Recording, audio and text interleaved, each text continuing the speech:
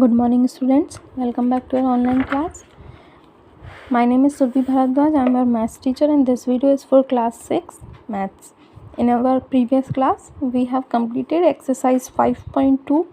So today we will start exercise 5.3.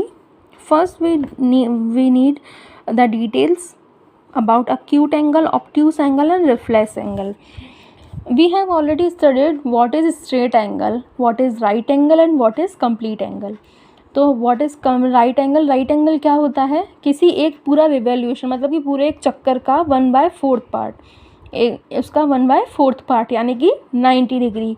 तो right angle का मतलब क्या होता है? 1/4 पार्ट या फिर 90 डिग्री. उसके बाद दूसरा आता है आपका स्ट्रेट एंगल. स्ट्रेट एंगल मतलब कि उसमें एक सीधी लाइन होती है. स्ट्रेट एंगल में सीधी लाइन होती है तो मतलब कि वो होता है हाफ 1/2 पार्ट मतलब कि 180 डिग्री. स्ट्रेट एंगल क्या होता है? 1/2 पार्ट मतलब कि 180 डिग्री. तीसरा हमने पढ़ा था कंप्लीट एंगल. कंप्लीट एंगल में पूरा एक राउंड हो जाता है, पूरा रिवोल्यूशन हो जाता है, तो वो क्या होगा? 360 डिग्री. ये हमने पढ़ लिए थे. तो इसमें हम पढ़ेंगे acute angle, obtuse angle and reflex angle. अब हम देखते हैं. इसमें आपको ये दिखा रखा है एल में, तो मैंने वो क्या बताया था, एल में होता है आपका 90 डिग्री एंगल. बट इधर आपका एल तो बन रहा है लेकिन ये डिक्लाइन है, ये कम हो रहा है. कम हो रहा है मतलब कि कम को क्या बोलेंगे? एक्यूट बोलेंगे. तो जो एंगल 90 डिग्री से कम हो वो क्या होगा? Acute angle. So angle which is less than 90 degree, वो एंगल जो 90 डिग्री से छोटा होगा वो क्या होगा? Acute angle. 90 से जितनी भी छोटी काउंटिंग होगी वो सारे क्या होंगे? Acute angle. इधर लिखा है an angle smaller than a right angle. एक एंगल जो राइट एंगल से छोटा होगा वो क्या होगा? Acute angle. मतलब कि एक रिवोल्यूशन के 1/4 पार्ट से अगर वो छोटा हुआ तो कौन सा एंगल होगा? एक्यूट एंगल होगा वो. नेक्स्ट आता है आपका obtuse angle. If an angle is larger than a right angle, right angle से तो बड़ा हो मतलब कि 1/4 से तो बड़ा हो, but less than a straight angle, 180 से छोटा हो. 90 से तो बड़ा हो और 180 से छोटा हो मतलब कि 1/4 से तो बड़ा हो लेकिन 1/2 से छोटा हो, वो क्या होगा? आपका ऑब्ट्यूज एंगल. ऑब्ट्यूज एंगल मतलब कि 90 से बड़ा, 180 से छोटा. नेक्स्ट आता है आपका रिफ्लेक्स एंगल. रिफ्लेक्स एंगल क्या होता है? Reflex angle is larger than a straight angle. Straight angle से बड़ा हो मतलब कि एक सीधी लाइन जा रही है लेकिन वो सीधी लाइन से भी ज़्यादा बाहर निकल रहा हो, वो क्या होगा? आपका रिफ्लेक्स एंगल. मतलब कि 180 से ज़्यादा हो, 1/2 से ज़्यादा हो. 1/2 से अगर ज़्यादा हुआ तो वो क्या होगा? Straight angle. तो एक्यूट एंगल का क्या होगा? Angle which is less than 90 degree. एक एंगल जो 90 डिग्री से छोटा हो या फिर लेस देन 1/4 से छोटा हो. ऑब्ट्यूज एंगल क्या होगा? Angle which is more than 90 degree. 90 degree से तो बड़ा हो लेकिन लेस देन 180 डिग्री. 90 से बड़ा हो लेकिन 180 से छोटा हो मतलब कि 1/4 से तो बड़ा हो और 1/2 से छोटा हो. Reflex angle, angle which is more than 180 degree, जो 180 से बड़ा हो वो क्या हो जाएगा? आपका रिफ्लेक्स एंगल मतलब कि 1/2 से बड़ा हो. तो क्वेश्चन आंसर्स करते हैं इसके. क्वेश्चन नंबर 1, इसमें आपको मैच करना है. स्ट्रेट एंगल कौन सा होता है? स्ट्रेट एंगल कौन सा होता है? इधर देखो, स्ट्रेट एंगल का मतलब 1/2. 1/2 मतलब कि हाफ, तो उसका हाफ रिवोल्यूशन, तो हाफ ऑफ अ रिवोल्यूशन वो हो जाएगा स्ट्रेट एंगल. राइट एंगल क्या होगा? राइट एंगल मतलब मैंने बताया था 1/4, एक क्वार्टर. 1/4 बताया था, तो 1/4 कहाँ है इसमें? ये रहा 1/4. एक्यूट एंगल, एक्यूट एंगल कौन सा होता है? 90 डिग्री से छोटा मतलब कि 1/4 से छोटा, तो less than 1/4 of a revolution. Obtuse angle, obtuse angle क्या था? 1/4 मतलब कि 90 से तो बड़ा था लेकिन 1/2 से मतलब कि स्ट्रेट एंगल से छोटा था. 90 से बड़ा था, 180 से छोटा था मतलब कि 1/4 से बड़ा और हाफ से छोटा. तो बिटवीन 1/4 एंड 1/2. रिफ्लेक्स एंगल क्या था? रिफ्लेक्स एंगल था 1/2 से बड़ा. क्या था रिफ्लेक्स एंगल? 1/2 से बड़ा, तो मोर देन हाफ. ये हो गया। अब आते हैं नेक्स्ट क्वेश्चन पे। Classify each one of the following angles as right angle, acute angle, obtuse angle और रिफ्लेक्स एंगल। इसमें हमें बताना है कि कौन सा एंगल हमारा अक्यूट एंगल है, कौन सा राइट एंगल है, कौन सा ऑब्ट्यूस एंगल है, कौन सा स्ट्रेट एंगल है, कौन सा आपका रिफ्लेक्स एंगल है। अब ये फर्स्ट वाला देखते हैं।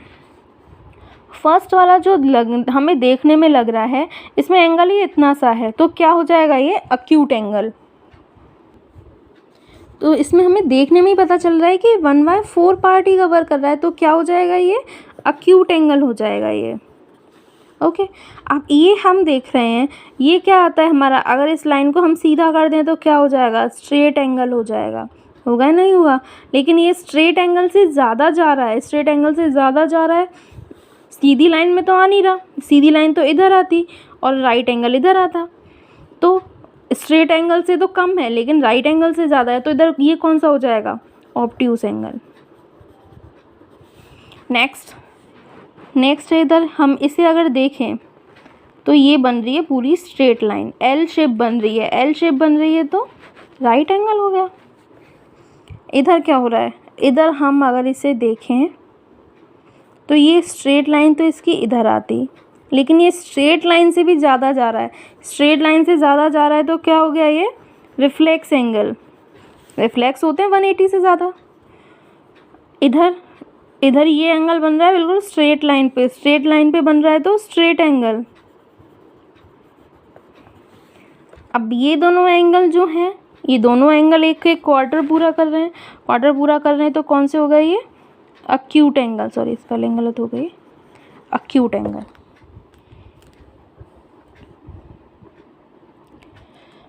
अब नेक्स्ट शुरू करते हैं, ये आपकी 5.3 तो कंप्लीट हो गई। नेक्स्ट डिटेल शुरू करते हैं, मेजरिंग एंगल। एंगल को हम मेजर कैसे कर सकते हैं, एंगल को मेजर करने के लिए, अब हर चीज़ को मेजर करने के लिए हमारे पास कुछ चीज़ होती है, कुछ इक्विपमेंट होता है। एंगल को मेजर कैसे करेंगे, एंगल को हम मेजर करते हैं प्रोट्रैक्टर की मदद से।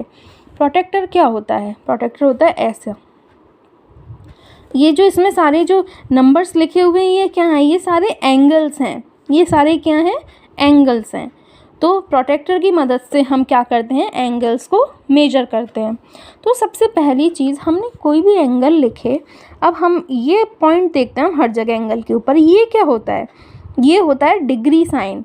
जैसे कि हम लेंथ को सेंटीमीटर, मीटर, किलोमीटर में मेजर करते हैं, वेट को हम किलोग्राम, ग्राम, मिलीग्राम में मेजर करते हैं, होल्डिंग कैपेसिटी को हम मेजर करते हैं लीटर, मिलीलीटर में।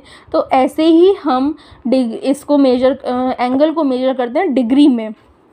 तो ये जो साइन होता है ना ऊपर, जो आप छोटा सा राउंड लगाते हो, इसे क्या बोलते हैं हम, डिग्री।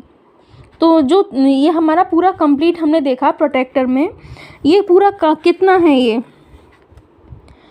ये पूरा 180 है, 180 तक डिजिट आ रहे हैं, 180 तक आ रहे हैं, तो ये क्या है, 180 डिग्री है ये। और जो बीच में ये छोटी छोटी लाइन दी हुई है, ये 1 डिग्री की लाइन है, ये 1 डिग्री, 2 डिग्री, 3 डिग्री, 4 डिग्री, तो ये ऐसे 1 डिग्री की लाइन है।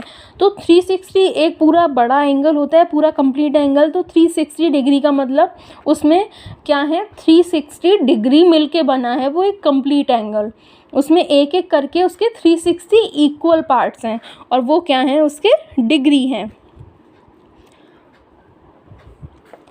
तो अब हम ये पढ़ते हैं, पहले तो एक ये चीज़ कि अगर आपको 90 डिग्री का एंगल दिया हुआ है, अब 90 डिग्री आपको पूछ रहा है कि इसका आधा एंगल कितना होगा, तो 90 का हाफ़ कर दो, 90 में 2 का डिवाइड दे दो, तो 90 का हाफ़ क्या हो जाएगा, 45। 180 का हाफ़ अगर आपसे पूछ रहा है तो 180 का हाफ़ कितना होगा, उसमें 2 का डिवाइड दे दो, 90 डिग्री, तो हाफ़ करके आप हाफ़ के लिए आप उसमें 2 में डिवाइड दे सकते हो। अब आता है प्रोट्रैक्टर से आप कैसे किसी एंगल को मेजर करोगे। तो हम प्रोट्रैक्टर से कैसे एंगल्स को मेजर करते हैं वो हम देखते हैं। तो हम सबसे पहले क्या करते हैं, इसमें पॉइंट्स दिए हुए हैं आपको, तो हम पॉइंट वाइज चलिए शुरू करते हैं। सबसे पहले दे रखा है, place the protractor so that the midpoint of its straight edge line on the vertex B of angle. मतलब कि आपका जो इसमें आपका जो प्रोट्रैक्टर है, प्रोट्रैक्टर का आपको ये जो पॉइंट है इसे हम डार्क कर देते हैं। ये जो पॉइंट है ये इसकी स्ट्रेट लाइन हमने मान ली। तो ये जो स्टार्टिंग पॉइंट है, ये स्टार्टिंग पॉइंट जो इसका ये जो मिड पॉइंट है यहाँ रखना है। ये मिड पॉइंट पे हमने ये पॉइंट रख लिया और इसको ऐसे प्लेस करना है कि ये जो नीचे बेस लाइन थी वो इस लाइन से पूरी छुप जाए। पूरी छुप गई। तो अब उसके बाद आपको ये देखना है कि ये जो लाइन है ये कहाँ जा रही है, कितने डिग्री एंगल पे जा रही है। ये जा रही है हमारी 42 पे। कहाँ जा रही है? 42 पे। इसे अगर हम और लंबा कर देते हैं तो आपको क्लियरली दिख जाएगा।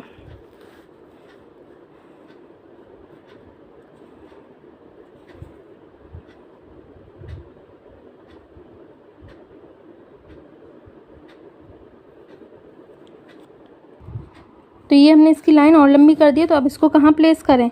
इसके मिड पॉइंट को इसके मिड पॉइंट पे रख देते हैं। ऐसे रखते हैं कि जो इसके नीचे बेस लाइन है वो इस लाइन से पूरी छुप जाए।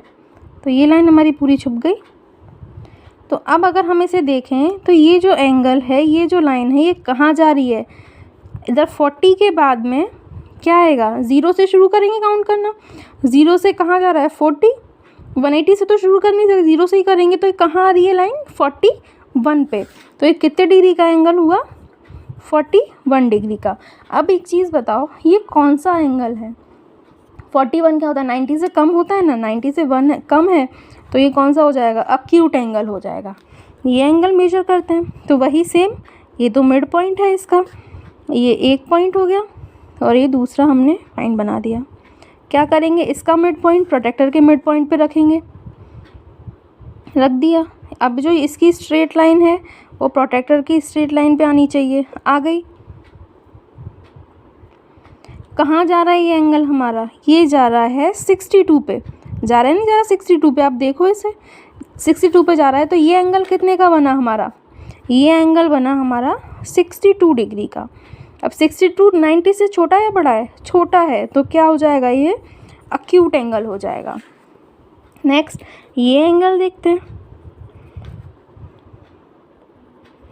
ये एंगल देखा हमने तो वही मिड पॉइंट रखते हैं। मिड लाइन हमने ये मानी तो इसको रख लिया हमने ऐसे। 0 से शुरू करते हैं। कहाँ जा रहा है ये जा रहा है हमारा 0 से, मतलब कि नीचे वाली लाइन से हमने काउंट करना शुरू किया। 70 80 90 100 110 120 120 के बाद आए ये 125 और 126। तो ये कहाँ पहुँचा? 126 पे। तो कितने का एंगल हो गया ये? 126 डिग्री का। अब 126 है, ये 90 से बड़ा है छोटा है? 90 से बड़ा है। बड़ा है तो कौन सा हो जाएगा ये? Obtuse angle. तो ऐसे हम प्रोटेक्टर से एंगल्स को मेजर करते हैं। अब एक बार मैं आपको इनको लिखने का तरीका और बता देती हूँ। ये एंगल A, B और C। अब एंगल क्या है इसमें? B है ना, तो B को रखेंगे हम बीच में। A से शुरू करते हैं। A से आए B पे, B से कहाँ गए? C पे। तो ये हो गया एंगल ABC। कितने का? 41 डिग्री का। इसका हमने P, Q और R नाम दे दिया। अब बीच में कौन सा आया? Q। Q को हमने बीच में लिख दिया। अब इसे इधर से शुरू कर लो चाहे इधर से शुरू कर लो। R से शुरू कर लेते हैं एक बार। तो R से हम गए Q से, Q से गए P पे। RQP एंगल का हमने साइन बना दिया। ये हुआ 62 डिग्री का। अब इसे हम नाम दे देते हैं X, Y और Z। बीच में क्या आएगा? Y। कहाँ से शुरू करें? X से शुरू कर लेते हैं इस बार। तो X से कहाँ आए थे? Y पे। Y से कहाँ गए? Z पे।